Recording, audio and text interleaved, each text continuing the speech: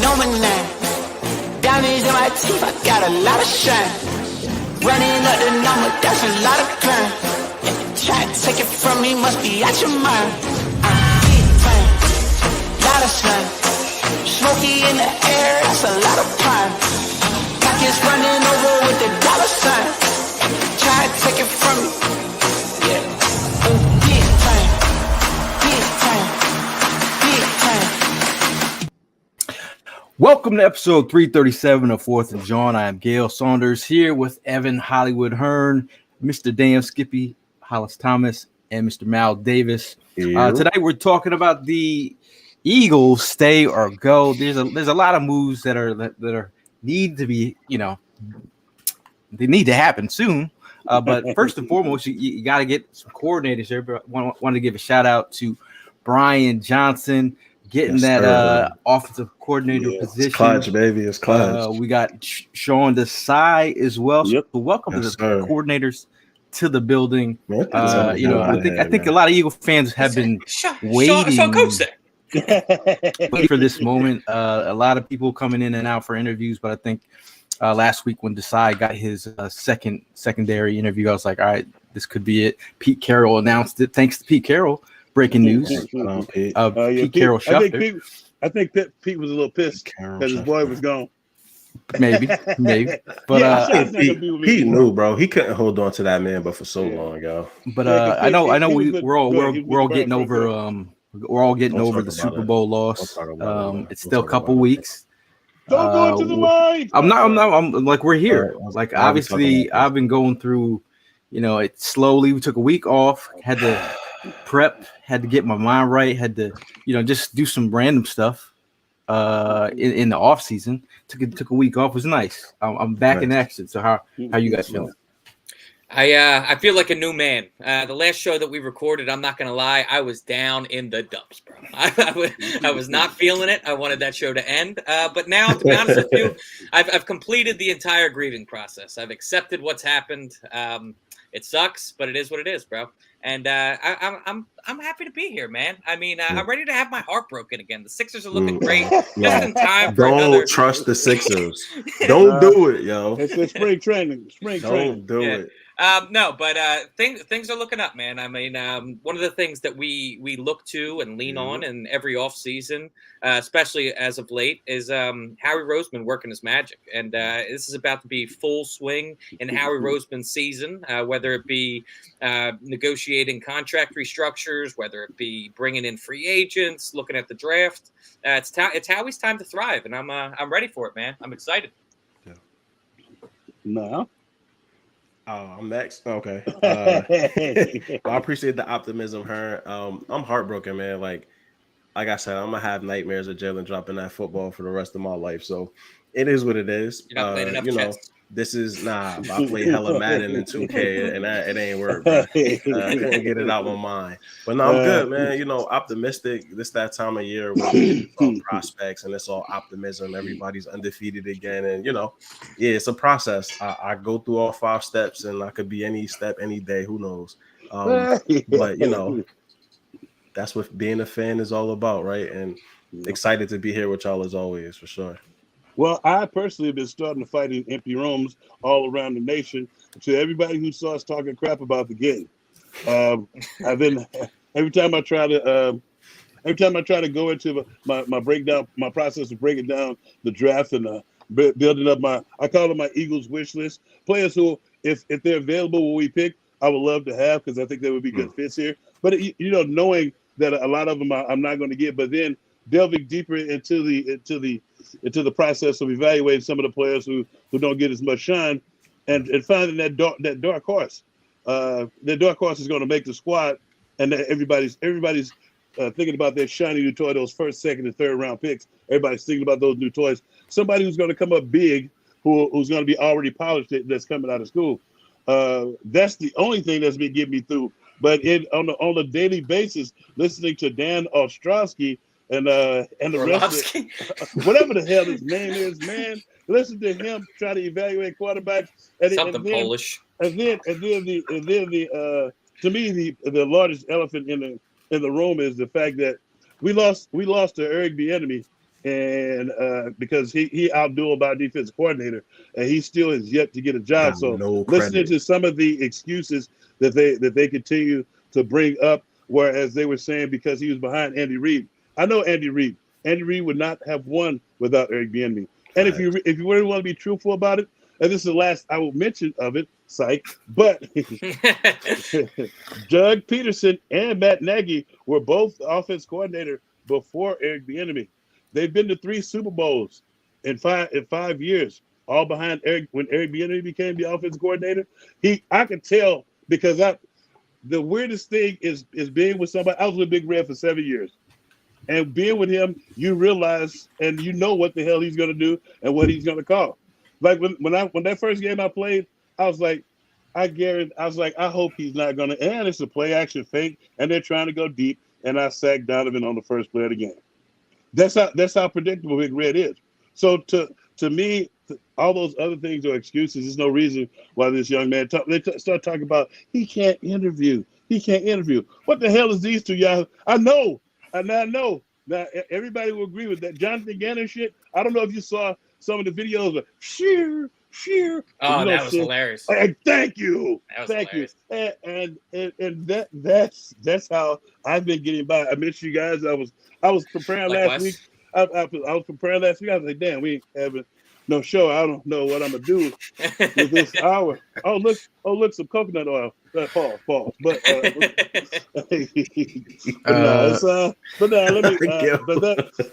But it's just, and I feel as an Eagles fan, as a Philadelphia fan in general, you look at the shit that I looked at, and being a player, I never knew the shit that y'all went through.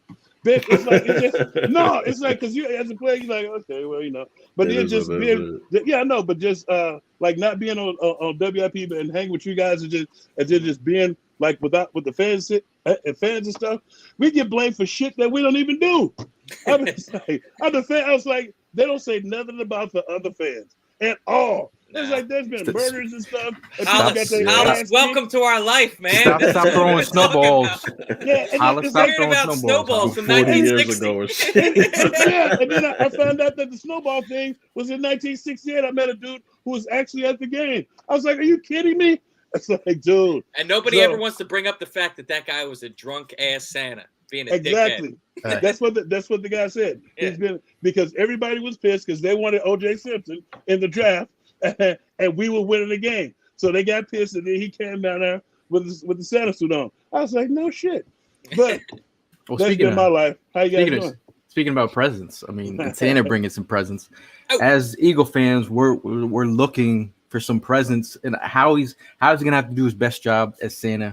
And he's got to bring home the PS5s again for no reason, like surprise us with some gems. And today we're gonna kind of break down who should stay and who should go. It's gonna be hard because there's some guys here that we're all kind of attached to that we're gonna have to make up some decisions on. Some guys we've grown to love. We've been ride or die with a lot of these guys. I know any guys that we're gonna go through the position, but guys off the top of your head that you're gonna have some feels letting go of. Fletch, for me, Fletch has been a core part of this defensive line for years, man. And while Fletch is a really fun dude, and I feel like it kind of gets overshadowed by BG's personality because they both came in roughly at the same time. And BG, I think, is a more personable person. But Fletch has been a crucial part of that defensive line for close to a decade. Yeah. And I think that, it's going to be – I think that Fletch isn't going to be here next year. And it's going to be tough to watch him go for sure. Yeah, it's good. My part is you said it right there, but it's the core four. It's like BG, Fletch, Lane, and who's the other? And Kelsey. Those are the ones who no matter what, I think you have to try to make a way for at least two or three of those guys, if not all of those guys, to stay here. Now I do know I did do an appearance with Fletch just recently down in Wildwood, and I do know he kind of wants to play a year for Big Red, so one his last year for Big Red. And it's been said, but I think hopefully I think he wants to do one more here. But you had that conversation with Fletch, right? I want to know how that conversation played out because we all know how you feel about Big Red. So for him to say that he wants to go play for Big Red, what was your response to that? Shit. So you want some more of this Casamigo on the rock? I was like, dude. I was like, don't let it fool you. I was like, and that I didn't. But if he, I didn't want to embark my opinion in that state unless he asked me. And I was like, it's kind of like this. And I would tell him this. I'm going to tell you guys what I would tell him if he asked my true opinion. I was like, beware of what you do when you go with him, because he has more power than he says he has. The only coaches that I trust once I left here was Sean Payton and Foxy and Spagnuolo.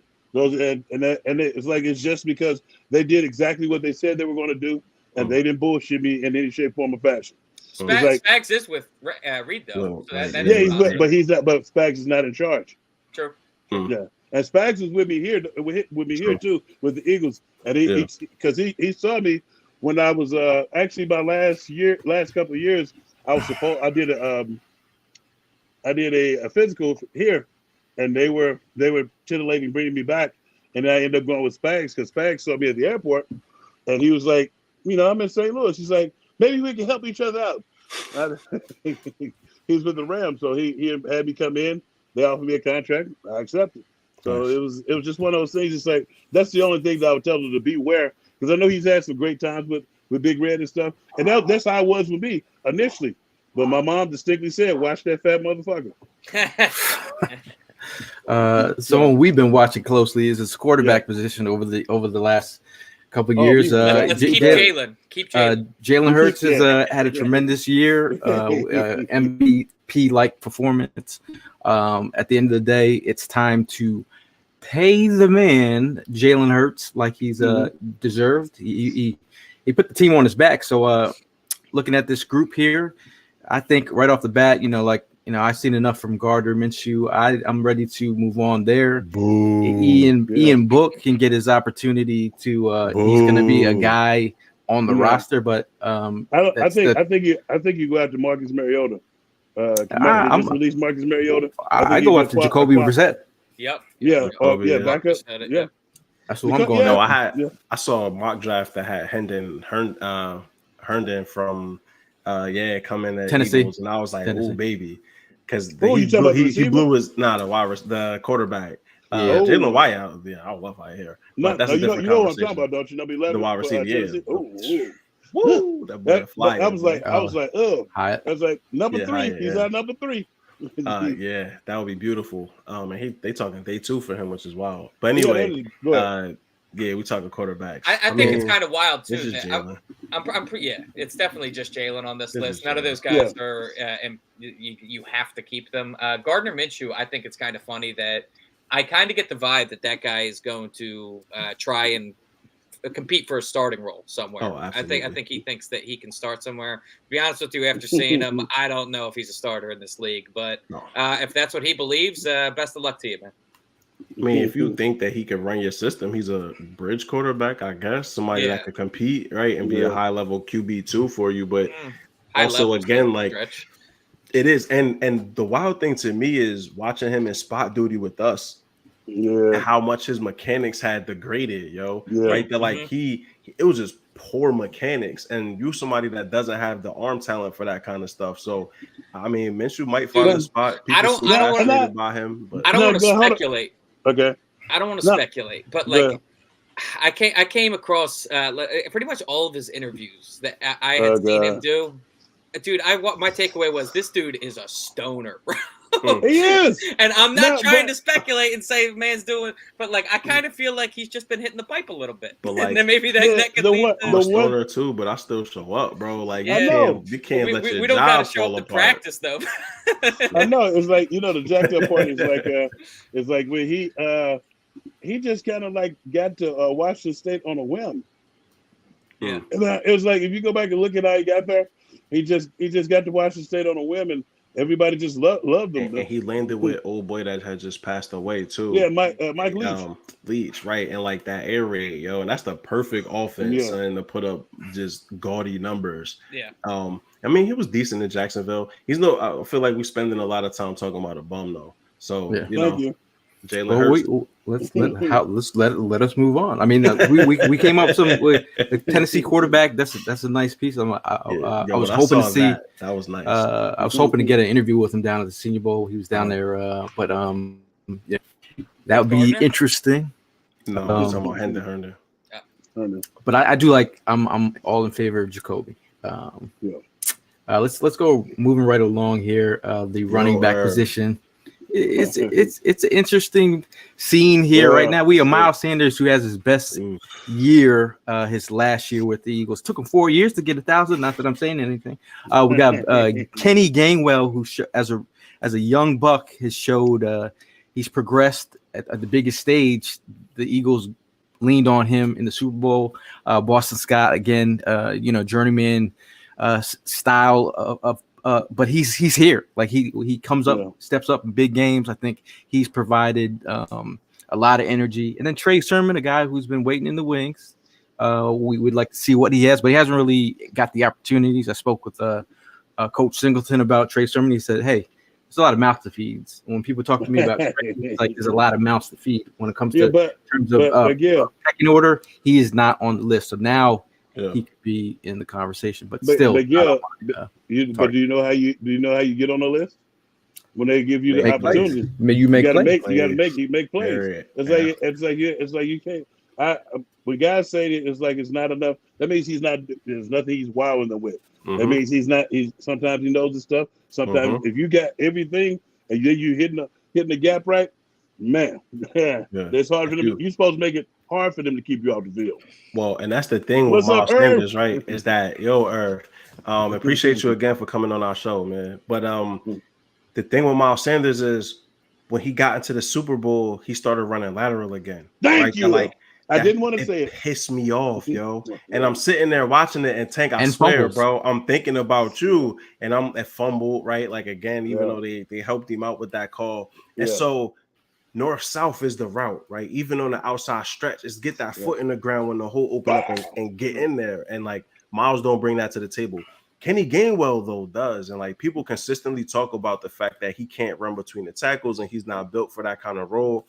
I don't know if that's true because when you look at Austin Eckler, right, like it's less the size and more like how you're built. And Kenny Gainwell showing that he could take a hit. He'll get between the tackles, but I love what he adds as a receiver, bro. So, I'm excited what this running back room could be. Definitely think you bring back Boston Scott and Trey Sermon is just a guy at this point. But yeah, folks talking at Robinson, Gibbs, either one of them in this offense would be phenomenal. You talk Robinson, Gibbs. I was looking at Baja Johnson. My man's from TCU too. I can't remember his last name. What about Tajay Spears? You talking about Tajay Spears? Who'd you say? Me? No. He was UCLA. Hollis. Hero Johnson. His first Roshan? No. His first name means hero. Baja is B-I-J. Bijan. Yeah. Bijan Robinson. Is it Robinson? I thought it was Johnson. Robinson. Check the notes. No. I was looking at the screen. You're correct. No, but if I could just jump in and talk about this running back position, I think Miles Sanders is a good running back. I think he's going to end up getting paid. But to be honest with you, I think a lot of numbers that come of running backs in the system are inflated based off of our offensive line. It's based off of Jalen. Because remember when it's a mix. It's Jalen Hurts and having the best offensive line in the league. I'm saying I don't think Miles Sanders, without both of those things, is not going to be able to repeat the same sort of success he's had here. I think that this is essentially the perfect system for a running back. And you brought up Bijan Robinson. He's going to go early in the draft, but man.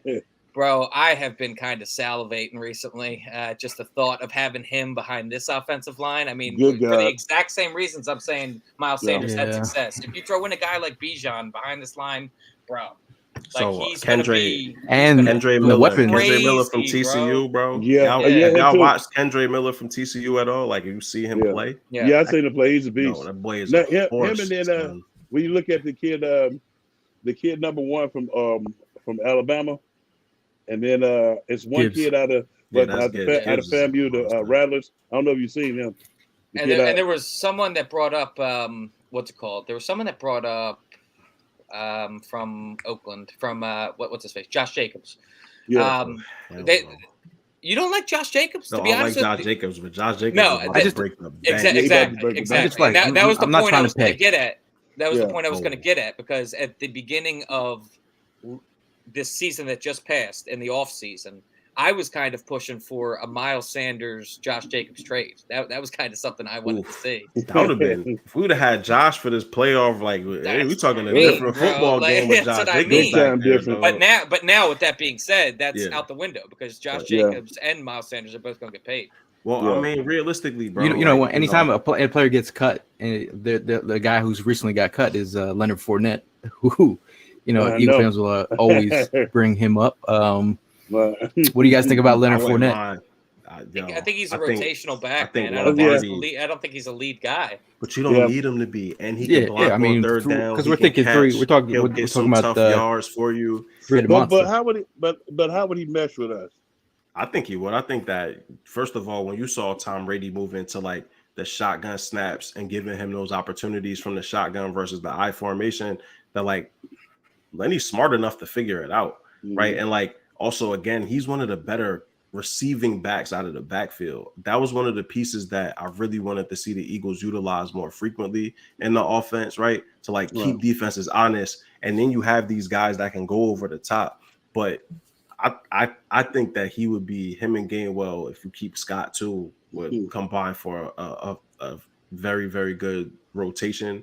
And he's that guy we'll want, especially if they outlaw the QB sneaks. Like, he's a guy I will want to potentially be giving it to in that situation. Can you believe Now, they're did you doing guys- that shit, bro? Can No, you I'm believe not they're doing sure. that shit? They don't let us live for anything. They better call it the I'm not Jalen Hurts surprised. rule, man. Just so everybody knows where that came from. I mean, Tom Brady's been doing it for years, decades. but not like with his his weak ass hamstrings. Well, With his I weak think ass he was hamstrings. not with nobody pushing him from behind. though. Yeah, like That's straight, it, this is This different. is different. But it's a difference, and it's a difference with only Jalen Hurts, because the only time it's been stopped is when with Gardner Minshew. I don't know if y'all saw when he tried to do it against the Saints. It looked horrible. So would that make it only illegal for quarterback sneaks, or like would you be able to push a running back in, or like what's the deal with that? They probably let you still, because you even see the offensive lineman grab the running back and like just pull him him and be in. running Yeah. backwards and stuff. And so like it's a lot of stuff you would have to address if that's the case. So we'll see what the competition committee is talking about. But I think to Gail's question, that like Lombardi Lenny, he brings also that caliber of a champion too, right? Like, he's somebody that's seen it. He's somebody that's grinded hard to maintain his spot after Jacksonville cut him. I'll be interested for the right pay, man. Yeah. Now, shout out to Mark. He's a Pac-12 watcher. Being an Oregon fan. I was watching Charbonnet all week. Contact balance from UCLA. Yeah, he's for a guy that big and the ability to have that kind of wiggle and carry dudes. He's an interesting piece. Like you see these guys play, and then you see Miles Sanders not hit the hole, or these guys. This dude is not going to dilly dally. It's straight up the field, and he'll give you some wiggle. But very interesting, Mark. Very interesting. Yeah, that is. You brought that. Yeah, you brought that up when we was talking, and then I went back and looked at some of the tape. I was like, yeah, I kind of like this. I kind of like Sharp. I kind of like Chardonnay. You said like I like anybody that's gonna see the hole and get the hole, right? Thank like you. I don't the dancing. Who other than Le'Veon Bell for a year and a half? Who else has danced and successfully been Shady. like consistently? Shady didn't really dance, bro. Like, Shady would shake you up, but Shady got to he was fast. Barry Sanders too. Barry Sanders danced, but not in the same way, right? Like, he wasn't dancing to like, because of hesitation. He knew he was fast enough that if he got you to stop, he could get past you, right? Like, Yo, Miles Sanders is just dancing, bro. It's sometimes it just looks like he's scared to hit the hole. We need somebody that's gonna see the hole, get the hole. He's tipping, and not in a good way. He's tiptoeing like a tiptoe burger. Tiptoeing on footballs. Tiptoeing on footballs. Wow, nice. You know, a couple other guys that I have watched. Sean Tucker out of Syracuse, very interesting. He's got some juice. Tajay Spears was all the rage at the Senior Bowl out of Tulane. He was very interesting to me.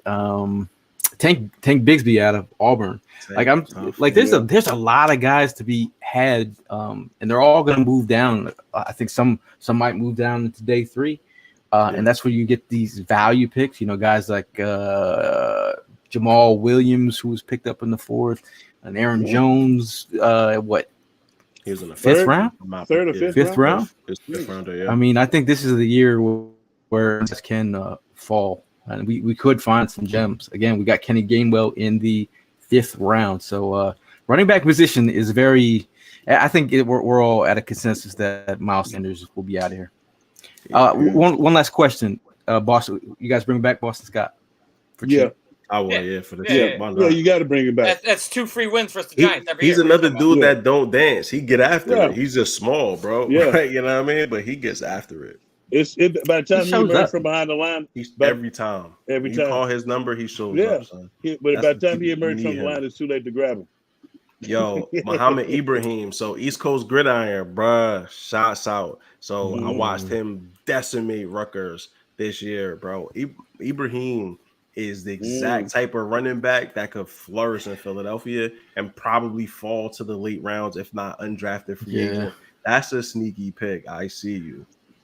Izzy Ava Nakanda was pretty interesting out of Pitt, man. I watched Izzy last night.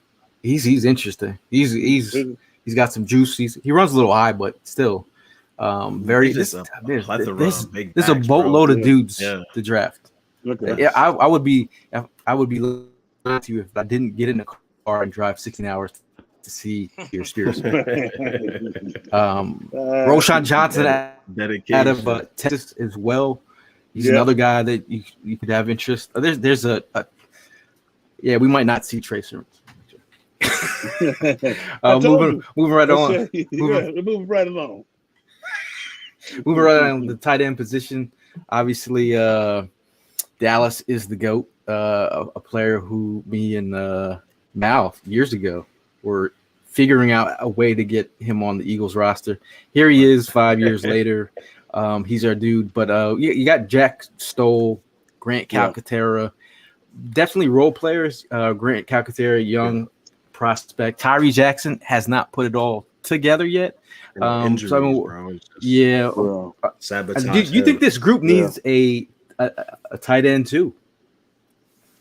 I personally don't, bro. Like, I like this group. It's sort of like what you said. Each of them does something different for you, right? Like Jack Stoll is a great tight end too in blocking situations. I think Grant Calcaterra, as long as the concussions don't inhibit his ability to play, like he'll flourish into a really good like receiving tight end. Tyree is, this enigma question mark that could be a combination of both of those things with his size, speed, and strength. And so I would say like this is a group, unless you get somebody that falls way down the board and is just too good to not like pick, I think this is a group you could move forward with and feel pretty damn good about. I mean, you watch them contribute to a Super Bowl run pretty much, and like I don't think that there was anything drastically missing. My only concern would be Dallas gets hurt, right? That he goes out with injuries. And is there a person in this group that can step up and give you 3 to 4 games of the same sort of caliber or like slightly less? I don't know that's to be honest. I think that Calcaterra is going to make a step this next year. I think he's the one, bro. I think he turns into tight end too. I mean, from the few amount of opportunities he got, he made the most of them this year. So he can catch.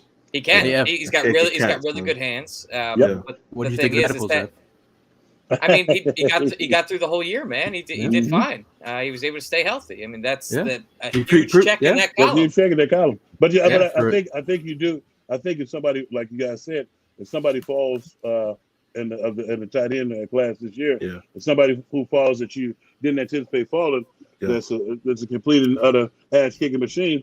Right. You get him and you put him in that mix because weed out the weak ones. You don't not play competition there. I'm not saying we don't have to go out and get nobody free agent wise, but through the draft, if you see a kid there that you covet, that you think would go good. Honestly, is tight end really a position? And I totally get your point that if Dallas Goedert goes down, that is a huge, negative in that position. But like, when was the last time really there was like a solid? The only thing that comes to mind for me is Gronk and Aaron Hernandez, or like a solid 1-2 punch at tight end.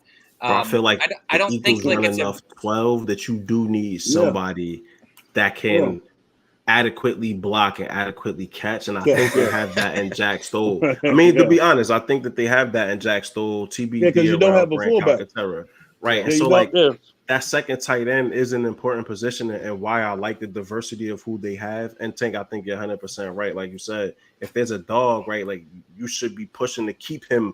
Like I gotta hold the boy back. So if you get somebody like that late, absolutely. I don't think that you ever turn your nose up at adding talent around somebody like Jalen Hurts who can like take that shit to the next level. So if it's a tight end that comes in and maybe gives you some splits out wide, right, can like jump into the slot. I think Calcaterra could turn into a big slot receiver for the Eagles. And like, if you figure that out, I wonder why you think that. Bruh. Is it because Quez Watkins screwed the pooch? Well, yeah, Quez been screwing. Yeah, it's time we get to wide receiver. I got one more. I gotta mention someone. Y'all like Washington out of Georgia. 6'7", the big one, 270. Like in terms of you talk about 12 personnel, or if you put him out wide, he is murdering folks. And I was thinking, I was like, could Stoutland turn him into a potential like Jason Peters type? I mean, 267, 270. Why would you want to? I'm just saying. Why would you want to? Well, I mean, it happens. Goal line offense would be easy as well. Oh man, line him up wide. Yeah. It's not like it's just like if you had him in the mix, he would be mauling folks on the edge. But I do kind of see Hollis's point though too, because like if you do have him as a tackle, I agree that could be a benefit for him. But if you line him up next to a tackle on a running play, oh god. And it's just the flexibility of being able to shift him and move him around like the line of scrimmage.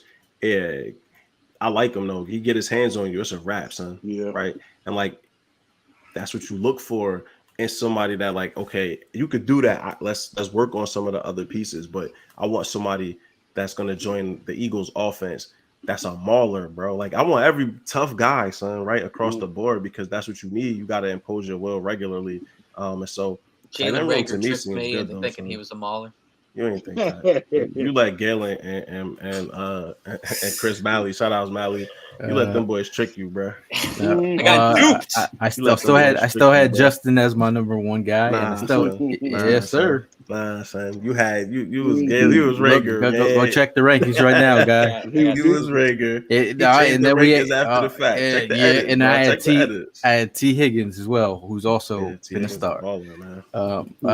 Talking wide receivers, a position where we got a little spoiled this year. You talk about getting an opportunity to have 2,000-yard receivers in 1 year. That's kind of like, for Eagle fans, that is sexy talk. This group is an interesting topic, because you're thinking about Quez Watkins, the guy who showed out earlier on, and then it seemed like he had a confidence issue. But we have AJ Brown, who was stellar coming in. We had the bomb of trade, which was awesome on draft day. Devontae Smith, we talked about him being a wide receiver 1B, and he was every bit of that. Quez Watkins definitely screwed the pooch. How did England Covey sneak on here? Many opportunities. You talk about Quez Watkins, whether it be the Bears game, the Washington game, the Dallas game, the Super Bowl. There's inconsistency at the catch point. Zach Pascal gave up a lot of stats to come here and be the upgraded version of J-Jaw. Britton Covey, again, he was a special teams punt returner. I mean, he didn't drop any like Jalen Rager, but what do you guys think of this group? I got a lot of things that I think about this group. First things first is I think that Quez ends up departing the team. I think Zach Pascal in a pinch could be that wide receiver 3. And as far as Britton Covey is concerned, man, and Quez Watkins is concerned, like I mean, there was a lot of if obviously you guys remember prior to the season, it was kind of Covey versus Devin Allen as far as the miscellaneous guy to make the roster. The white guy to make the end of the roster. hey, man, I'm just saying that Devin Allen just as easily could have went out there and dropped balls after beating the cornerback, just like Quez Watkins. Bro. He could have done the same thing all year long. But yeah, I think that I think Devin Allen will come back to try and compete for a return type position. But ultimately, I think that we end up drafting a slot receiver or end up getting a guy through free agency. I think 1 and 2 is pretty much set in stone, and the other 3 are questionable. Yeah, I say the same thing. I think 1 and 2 are etched in stone. I think we bring in some people, some other guys to create quality competition for the other 3 spots. Because it's like I'm not attached to it. I was attached to Quez at first. I was like, but I can't deal with that shit no more. Unless he just comes in and pulls a Nelson Aguilar during the Super Bowl year type shit. Would you bring Nelly back as the wide receiver 3? I mean, I wouldn't balk at it. I wouldn't balk at it because when you look at him, the only time that he really fucked up is when we counted on him as number 1 or number 2, and so. But when he was number 3, right. I can't do that again. What the fuck am I doing replacing Quez with Aguilar? Hold on. The only time he fucked up is when we counted on him. Yeah, that answers the question of if we want to bring that man back or not. That's don't rely on him. He'll make plays when you don't. Be just fine. That was my condescending answer. I mean, for me, I definitely want to bring back Zach Pascal. That's again, like he's a dog, bro. Right? Like when you see skirmishes after plays, Zach Pascal is usually in there somewhere, right? Like when you had a dirty hit on Jalen Hurts, the first person that was over there was Zach Pascal. Like he's your enforcer. You carry somebody like that as your wide receiver 4. In a pinch, he could give you some 3-2. Perfect dude for special teams. Bring him back. Get him on a 1-2 year deal, whatever it is, vet minimum. Let's get it done. Everything else y'all said, I agree with, man. I think you want to provide competition. I really I've been arguing with folks on Twitter because I'm petty, but like wide receiver 3 is an integral part of this offense. You need a third person you can rely on. AJ Brown has missed games similar to how Dallas Goedert has, right? Like Smitty is a slight frame person. You need other playmakers that can step up, and when their number is called, he's healthy though, bro. He does. I'm not saying that he's injury prone as much as he's at a higher risk for injury because of his body type, right? In the NFL, and so you need people that can step up and make plays. I don't think you have that. Kind of like when Dallas Goedert went down. That would have been a point where the third receiver could have stepped up and been in that position and made more plays. But they shrunk up, and then you knew that we weren't going to go to the young guys because they're going to be there for blocking this stuff. And then they caught a few passes, but that was the one thing that kind of pissed me off when Dallas Goedert went down. That was his time to show them that I'm number 3. I need to get paid. Right. I think the Eagles would have paid him had he showed up, son. Honestly. I've seen a few times. No way bring back slippery hands Nelly. People are suggesting Zay Flowers in the draft, and to be honest with you, I think he goes in the first day. He's going. He's a first round pick. Man, I think. As much as and I've been saying this too, is that dude, I love Aaron Cruikshank. From Rutgers for the return game. Game changer, bro. I'm just saying Zay Flowers in itself, that's a dream, bro. I mean, that guy, I think he's going to be one of the best wide receivers that comes out of this draft. I've seen also people mock Jordan Addison as well to us at the end of the first. And what's that Jackson from Ohio State, the big slot? I mean, honestly, Jackson Smith and Njigba. You made our way through it, so thank God for the help. I appreciate you. Another one that like a contributor. And, for him specifically, he's a big slot, right? That he's somebody that can work the seam, work the middle of the field with your Dallas Goedert, and then allow Smitty in. I just want Smitty and I want the wide receivers outside to be able to go stupid, bro. Right? They're like, I don't want them to be confined by over the top help. Nah, your people got to be responsible for all these hitters on this field. Right. When Goddard went down, we got a chance to see how folks really treat our offense. As we start to look at this through like a wider scope, do you guys also fear losing Devontae Smith, considering the fact that we have already paid AJ Brown? No, not yet. No, I don't think so. Not yet. No. You think we're going to pay 2 wide receivers big time money?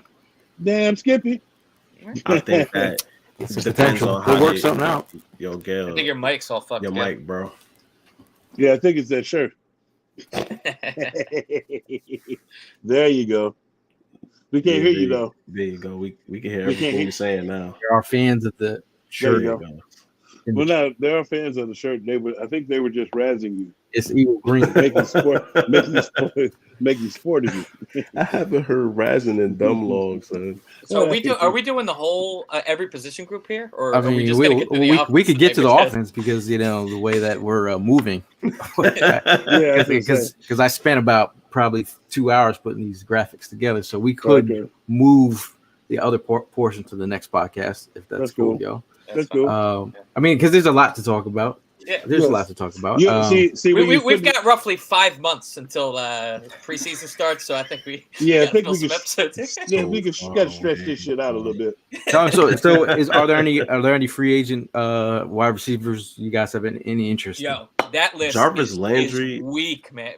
Jarvis Landry interests me only because if that ankle is good, he's somebody that can play the slot, and it's a big asset, if I know. Yeah. But special teams contribution, right? They're like, in theory, him and Paris Campbell, for me, like if you took away the injury question mark, would be just incredible fits for this offense and for this team.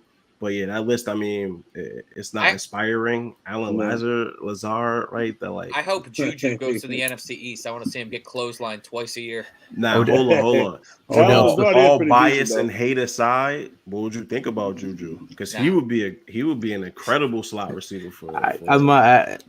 TikTok boy is not going to make it in this locker room. He will get lumped up. AJ Brown will lump him up real quick. Yeah, I think I was like, man. Somebody shut his mic off. Interesting. I mean, because you think about this offense, you want juice, right? Who else brings juice? I mean, as much as we don't like the way that Quez played at the end of the season, he does have that speed that stretches the field. Yeah, that's the only reason is out there. But easy his cap hit. His cap hit is 2.7 mil.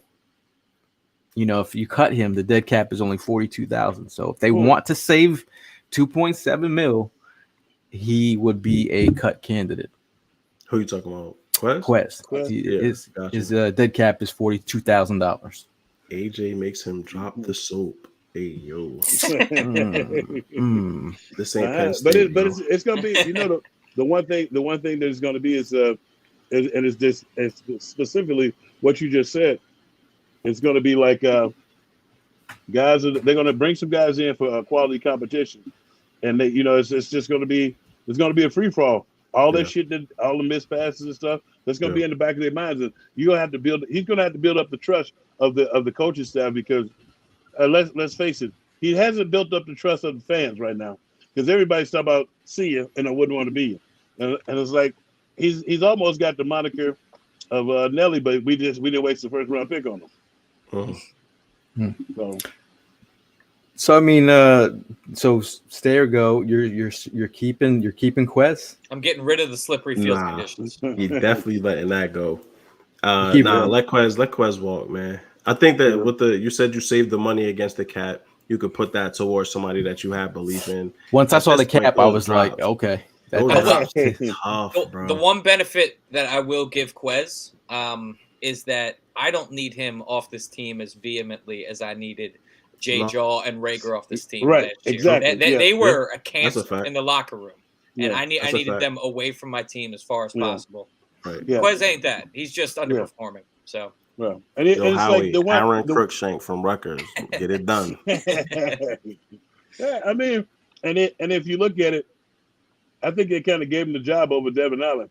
I mean, that one play action. When I saw Devin Allen, I would have took that. I would have took that. That I mean, that's all our boy Quez did and fumbled. Yeah. Oh, Jesus. Yeah, I know. It hurts me still. It hurts me still too. It still hurts me. Still not over that Super Bowl play. Yeah. No. Yeah, I'm over that play, that particular play, because fumble, and watched it at close range. I watched it like I 100 times. I jumped up and said that was pass interference. Nah, he still The fuck y'all out there doing? Still should have caught it. Definitely. Talking about the big uglies, aka the offensive line. This group is not a big ugly.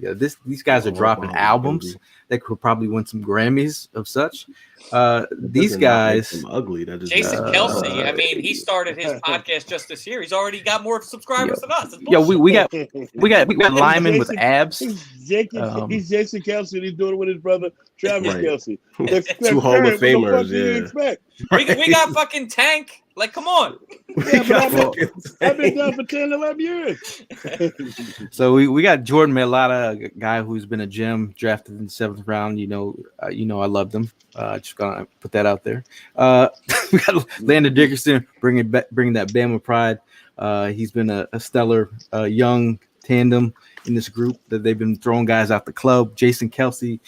We all love Jason Kelsey. We're just trying to figure out what he does next. Cam Jurgens in the mix. We're talking about he's the Luke to Jason Kelsey's Obi-Wan. He's the heir apparent. Isaac Suamalu, a guy who he's been about to get paid. He's been versatile. He's about to get paid.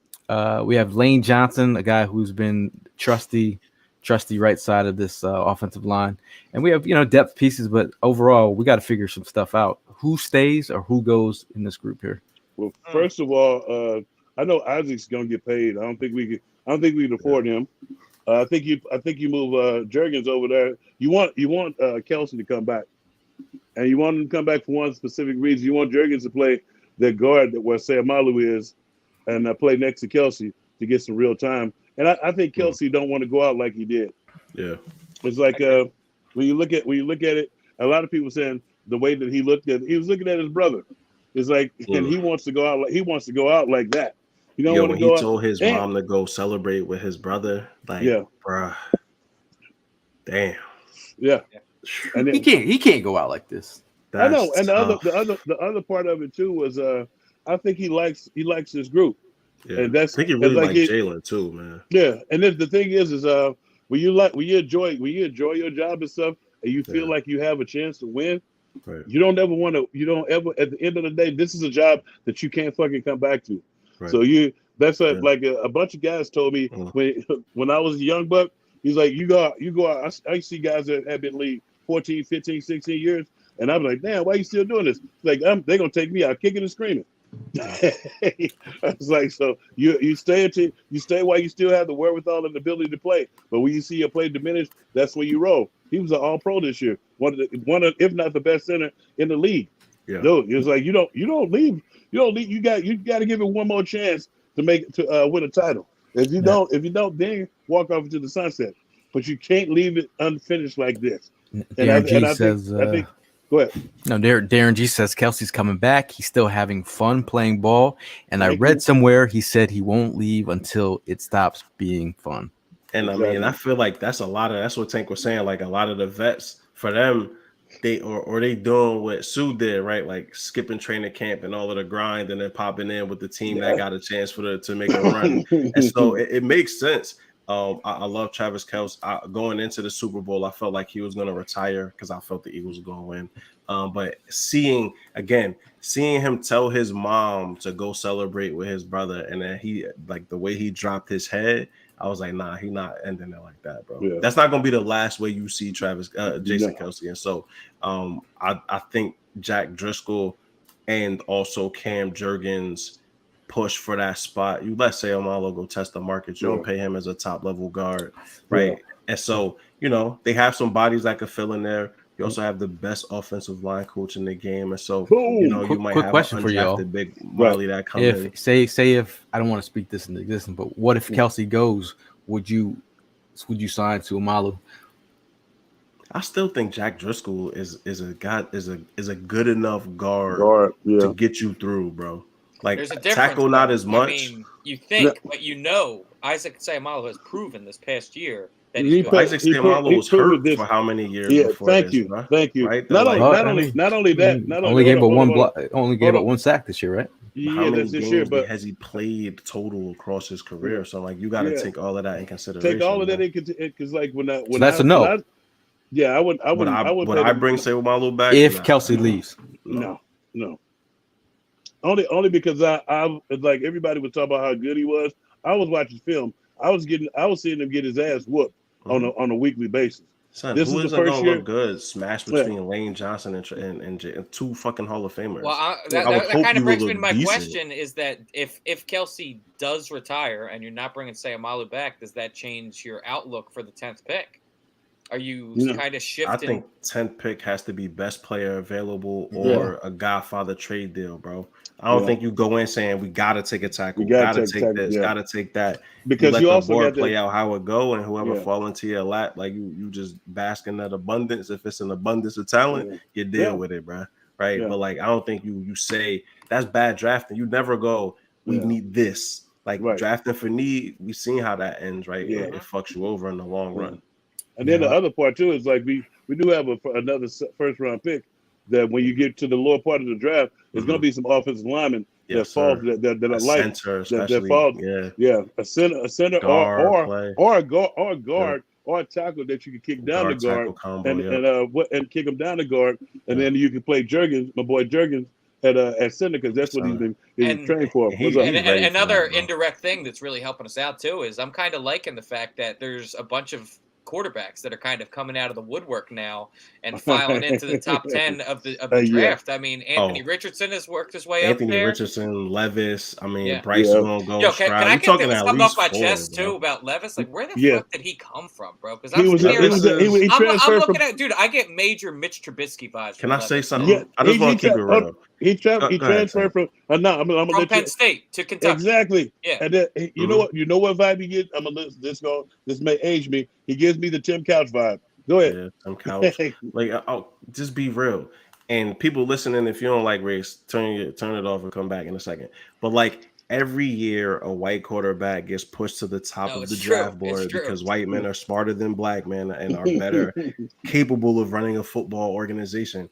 Yo, Will Levis is not that good. He just has run pro-style offenses, and so people are infatuated with his arm talent, right? And the ability, definitely the Caucasianness of it, but also the fact that like he looks like what a prototypical quarterback is supposed to look like. Bryce Young is small. Anthony Richardson is a running quarterback, right? That like CJ Stroud, we don't know. And so like this mystery is going to push him into that top 10. Yeah, he's on bust. Unless he goes somewhere that has a veteran in place that's ready to teach him the game and hand that shit over to him. That's hard as hell to find because the veterans making $20, $30, $50 million a year. They not who's going to be the dumbasses that takes him? Who's gonna draft him like Mitch Trubisky?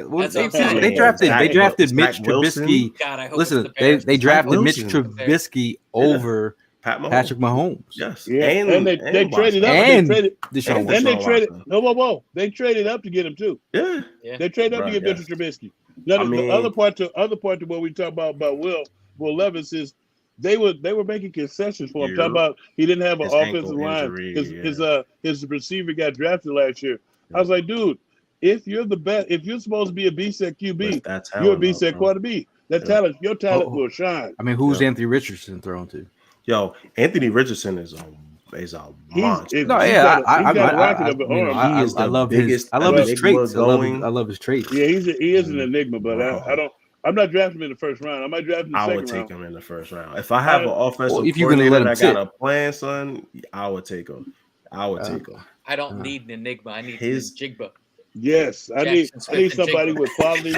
I was like, wait, that's somebody with quality. It wasn't racist. I did want to say. I was trying to really enunciate. We were talking. We were talking about offensive linemen. But Osiris Torrance from Florida. Yeah, he's the guy that if you want to guard late, the only thing is like. you have these ideas in your head. I mean, last time we drafted a cornerback was 2002. Yeah. Last time we drafted, I mean, we rarely draft front, like, because you get these topics. You know, the draft analysts drop. Well, we're going to drop Bijan Robinson, running back. When was the last time that happened? Even though it sounds great, cornerback is a topic we've all been talking about. Witherspoon, Joey Porter Jr., Kylie. Gonzalez. Yeah. So You don't like Kylie Ringo? Nah, yo, you know who he reminds me of? Justin Gilbert from Oklahoma State came out in the draft 2015. I remember watching Justin Gilbert's tape and being fascinated by his athleticism. One of the best lessons I ever learned about evaluation, because he was not technically sound. He was winning off of athleticism. So he got to the NFL, and I was like, oh shit, technique is king, bro. Yeah. Right? What about the kid out of Mississippi State? Number 13. Coming out this year? Yeah. Not as familiar, but with Kelly Ringo, like, yo, he's a superior athlete. The technique isn't really there, bro. And so I worry that, like, at some point you got to put the work in. And he's been at Georgia 3 years. I can't really say I've seen him from when he was the best high school player to now. Yeah. Like, has there been this real transformational jump from a technique standpoint? I don't think so. Right. Like, give me Devon Witherspoon. He's got the freaky athletic traits. I mean, he got the size. He's 6'2", but he's gonna jump out the gym, run out the building, right? But like, if I match him up against Devontae Adams, if I put him against any of them techniques, put him against Devontae Smith. Smith is gonna work him. Work him. Yeah, but I like the kid out of Mississippi State. He's a beast. He's number 13. He's got Forbes. Like 6'6". Yeah, Forbes. He picked off Will Levis too. Like nobody's business. I'm gonna add that to the list. Cam Smith as well. Yeah, Cam out of South Carolina. And Joey Porter Jr. Yeah, Porter Jr. is a good one. Joey Porter Jr. I can't see myself passing him up though. He's like they was inadvertently throwing at that kid, and he was either knocking it down or picking it off. Well, that's how I feel about Witherspoon. That boy is a dog, yo. And so I don't worry about him on the island. I don't worry about him in run support. Like, he's gonna give 100% effort, and he's a dude that like is also technically sound. And so I want those people that have the athletic traits, but Jalen Hurts, right? That have the fundamental athletic traits, but are also wired to be great. And like, I feel like when you watch Witherspoon play, he like the passion, bro, it just screams off the tape. And so like, I always add like a little asterisk around dudes like that, because they're gonna find the way to make it in the NFL. Right, like the finesse dudes, you see them fall out all the time. Yeah, they fall out all the time. He did pop right away. The first time I watched him, I saw it was a run fit on the outside, and I'm like, damn. I was like, I'm watching the wrong person, because this got to be the safety that hit like that. I kept watching this shit. I'm like, ooh, wee. Now Sean says, "What's up, guys?" They were talking about the cat Branch too, who's like a safety for Alabama. Brian Branch. Brian Branch, but he's like he's a safety, but he's like he can play. He play that star role. He's like a slot corner though. Yeah. So he come up with that foul number. I think he wear number 14. I just need you to come up with that payal. Yeah. What your head, seeing what you hitting though, right? That I'm not sure if I missed it, but while we're on the topic of safeties, I mean, what was your guys' thoughts on Marcus Epps this year? I mean, I thought he actually I thought he took a huge step. He was the kid we talking about. The kid we talking about can play corner as well. No, we're talking about corner right now. Yeah, no, the kid. I brought the kid up Branch because he plays safety, but he's good enough to play corner and slot. A lot of times when they blitz and stuff, he lines up over the slot and he covers the slot. So it's like he's got the wiggle of a slot corner. He's trusty. You can trust. Yes. You can trust Branch to be exactly where you need him to be. That's why I like those Bama boys, Georgia boys, right? Like, they are well coached. They know their scheme. They know their responsibility, and then they know the responsibilities of the people around them. And when you get to that kind of shit, man, that we need a championship, bro. We missed it. Yes. How we do the job, bro? Refill the game in. I mean, let's go get it. Yo. Now, Adrian talks about a safety out, and again, we'll be talking about the next episode. But Clark, man, he's available. Bates. Available. See Why, if he why we available. hating on Ed Reed Blankenship right now? Nah, that's And my man. I was about to say Blankenship's my Blankenship. man. It's like, but if we got to get one more white safety. Now, I mean, yeah, I mean, we can save that for the next episode. I just want to give a shout out to Jawn. Because when we were talking about offensive line, he brought up Skoronski from Northwestern. Oh yeah, he's a dog. I like him. Yep. So you talking about guys that can play inside and out. He's well. I watched. I was Skoronski's bringing up guys well-built, who too. run block, because we run block well. I was bringing up guys who interior run block extremely well and was ass kicking machines. The guys who I see still blocking down the field and with their hands Just right here and busting not right them up. here. Oh yeah. Because when a quick sidebar, when the Cowboys drafted that kid, I don't know what's his name, out of Tulsa. If you go look at this film, every time he come off the ball, he's coming off the ball like it's Christmas time. He hugged me. I hate that. Your hands are supposed to be in here. Yeah, well, that's how you avoid those hold calls too, bro. And you can control them in the pass. Absolutely. Exactly. Yeah. I just want some horses, man. Like whoever. Bring in the. Yeah. You gotta have people with heart, right? Like in order to fit the culture of what they build in here, you have to have heart, right? Like you gotta be determined. You gotta work hard, bro. And thick skin. Yeah. Oh yeah. Now, Mark Bird says, "Stay on the SEC draft script. Been working very well." Sports King says, "What's your take on Job?" Again, another Alabama corner.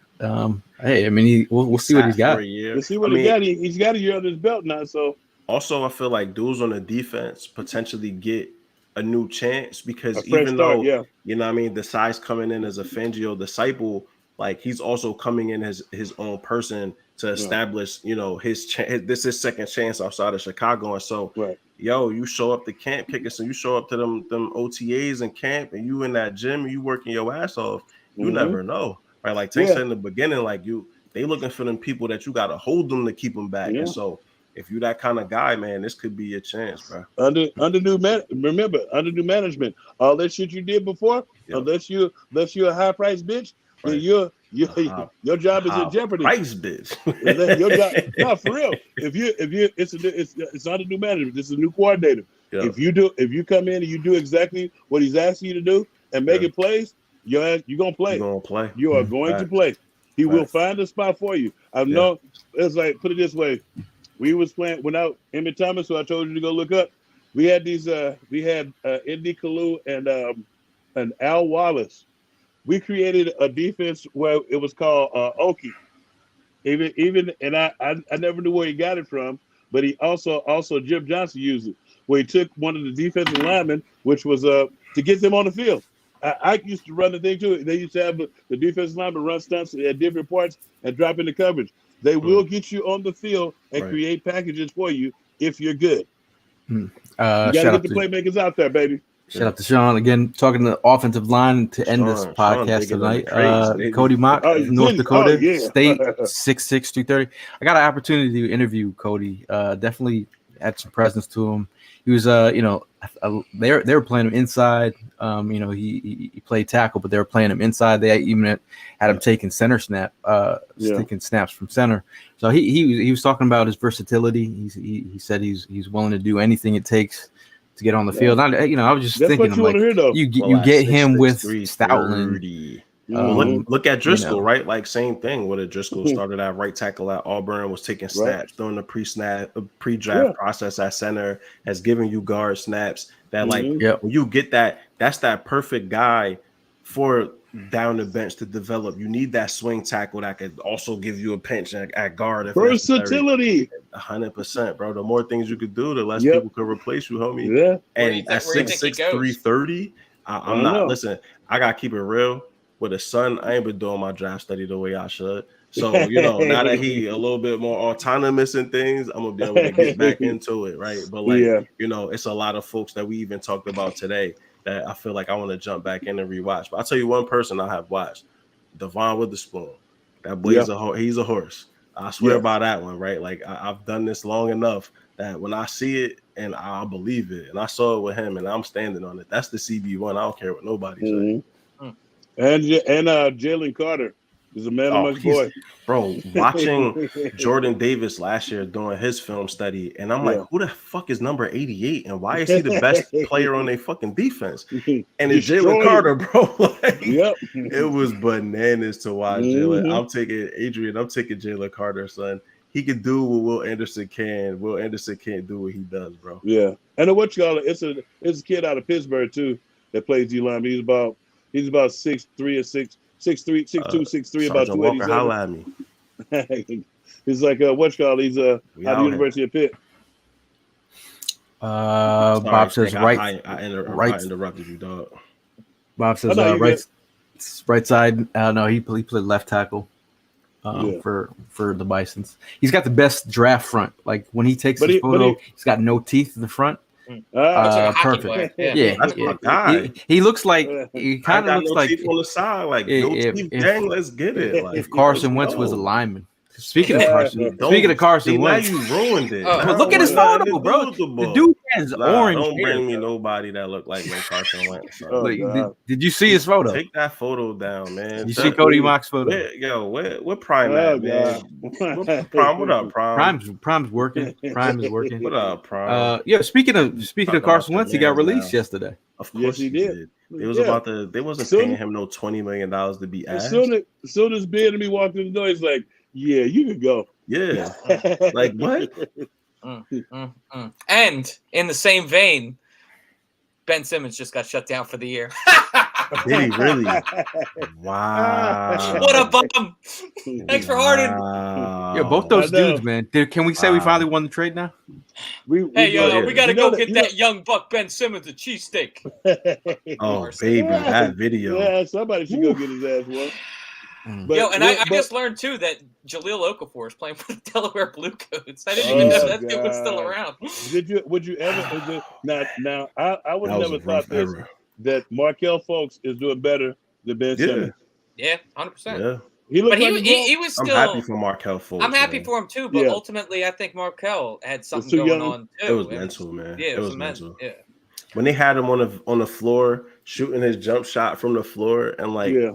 I've been around basketball long enough to know I ain't never seen nobody lay on no damn floor to learn how to improve their shooting accuracy. You better stand your ass up, boy, and move around. And Embiid is the most dominant player in the league, and I'll die on that hill, bro. The process went haywire after. Does he make the Hall of Fame? Is my question. We need that man in the Hall, bro, because there's been very few offensive big men like Joel Embiid that have existed, dude. So closing out, I mean, we're trying to figure this thing out. Obviously, a lot of Eagle fans are trying to figure out the next move. Obviously, the combine is here this week, so you're gonna get a first hand look at some of these prospects we're talking about.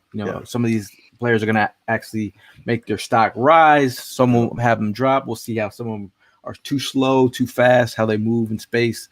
I think it'll be a great opportunity to watch those guys out there. Shout out to Gio out there at the combine. I just want to give a shout out to him, doing the Lord's work out there, getting these questions. Gio, yeah, man, getting these questions off. It's always good to see a lot of guys out there getting their opportunities at the combine. Are you guys a big fan of the combine? Yeah. Can I just say something real? Well, two things. First. Sergeant Walker, all right, thank you for checking me. So apparently you do lay on the ground.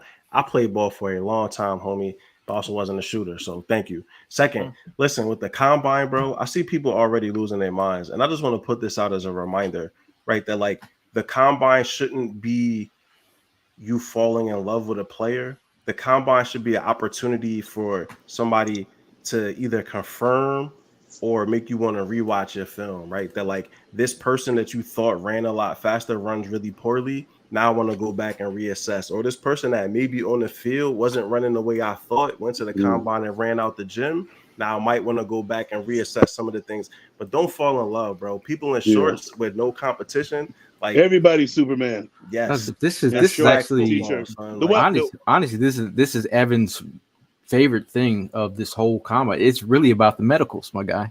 This is really Evan's. This is his event. It's my time to shine, man.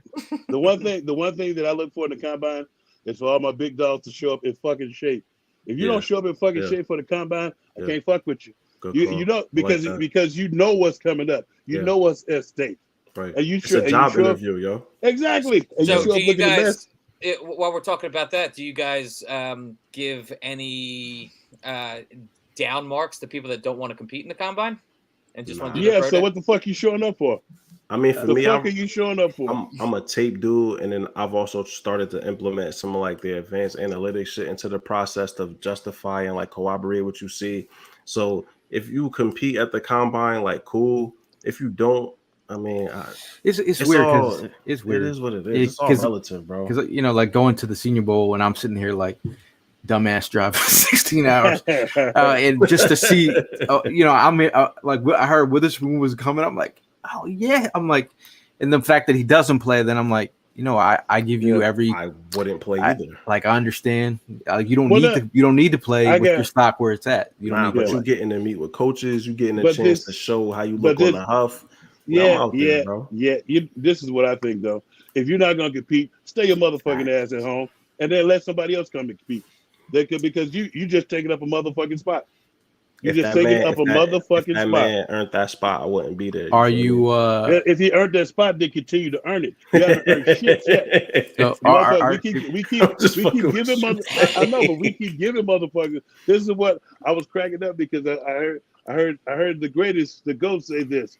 Michael Jordan, when he was talking to Oprah Winfrey, talking about getting the shoe deal and stuff, and how they fought to get the shoe deal. He's like, a lot of times we were giving people stuff on potential. We were giving a lot of guys. I heard a lot of that when I was analyzing basketball. We giving guys money on potential. Right. I was like, but by the time Markel folks, by the time they grown up, we don't have them anymore. I'm not paying a motherfucker off potential. Yeah. I mean, it's like, and if you don't have the work ethic and you don't feel like you're ready, don't bring your ass to the combine. You're gonna give visits to the people that want to draft you. They bring you in. The professional teams bring you in. Combine they do the interviews as well. Yeah, you're gonna show up to the combine for the interviews, and like you almost have to, son. If you get the invite, like your ass better be there, bro. Yeah, they're doing the Evan medicals and they're doing the interviews. They're asking the real wonky ass questions. Wonky ass questions. I heard that. Well, I heard they're gonna tone that part down. You remember any weird questions you got asked, House? I didn't get invited to the combine. Yeah. How is that diamond in the rough, bro? Like how is the living story of how you work your ass off to get an opportunity, man? That's why I fuck with it, bro. Some of that stuff I don't know if I ever sent you any of my highlights from college. That's my highlight reel is like it. I occasionally post some of the stuff from Northern Illinois.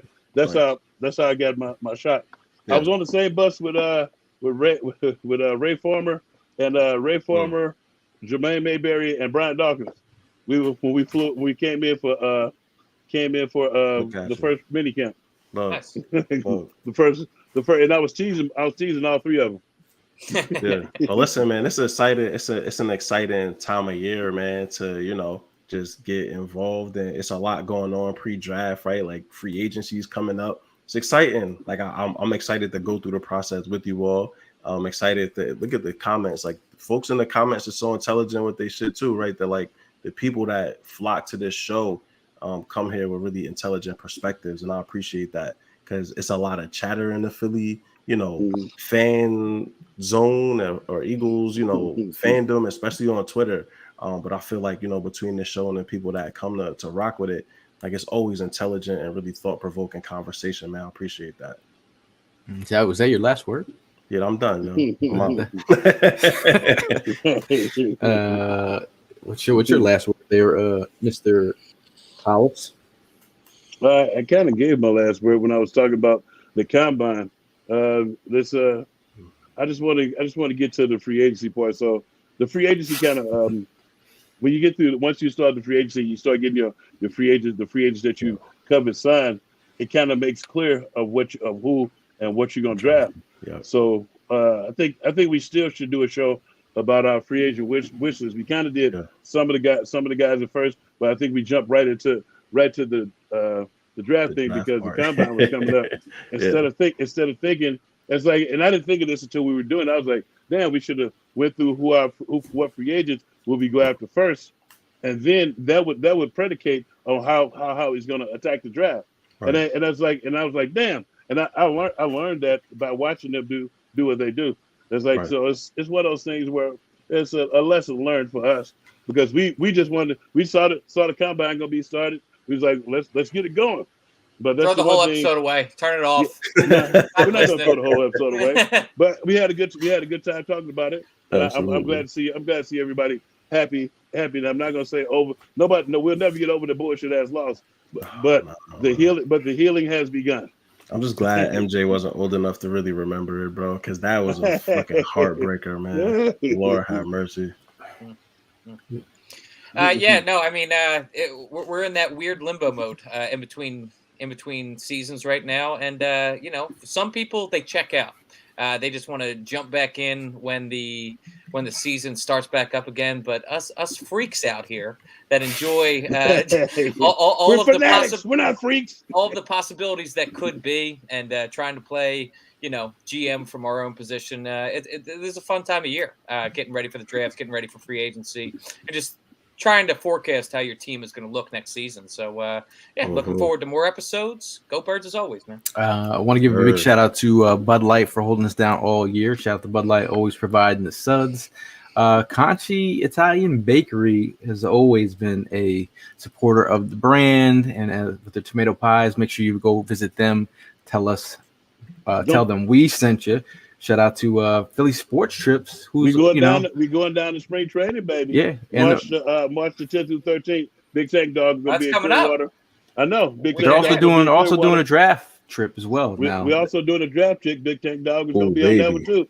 Nice. I'm going out there to get some ball and ass spread and barbecue and whatnot, and I'm gonna sit up there and hopefully they let me call out one of the picks for the Eagles. Right? You got to shout out 4th of Jawn when you're up there. Hell yeah! I'm gonna try to get. If somebody would have gave me a jacket, you know, 4XLT, you know, 4XLT. Tell me where to find one of them. You can't even buy them bitches in the store. Yo, 4X. I'm gonna roll up to Burlington and find me some brand some type of sweater. You know how long I've been looking for some kicks in Burlington size 14 for this dude. If I come across some random shit, if I find I'll custom them for Hollis, but it's rare to find something this man. I know that size. Now you see why every time I used to go to the mall to like a Foot Locker or the sport goods shoe store, just bring out all your 14s and let me go through them. I don't want to fall in love with no pair of shoes. And you talk about, oh, we got it a 10, motherfucker. So, but you know, real quick. Sandra Walker, if you're still watching, you could connect with me at Love for the Game Mal on Twitter, bro. Closing out, my last word. Shout out to all you guys who are in the chat. I appreciate you guys showing up as usual. The crazies do it all year round. I saw the Eagles put out a post. What are you guys doing on Sundays? I said the same thing we do Monday through Saturday. It's all about the Eagles every damn day for me. Like I wake up, I'm always thinking about the Eagles. So we're going to continue this journey through the off season. Make sure you guys are taking care of yourselves, getting some sleep, mind your mentions, doing other things besides Eagles. Get some exercise. You know, go talk to your family. Talk to your family. Maximize your sexy like this guy. I go to base training on a daily basis. Maximize your sexy. In the Hollis's sportshirts.com. He'll be stripping in the off season, so make sure you let him know where he's at. That's that good cardio, bro. But thank you guys again for sticking around. We'll see you guys in the next one. As always, fly, Eagles, fly.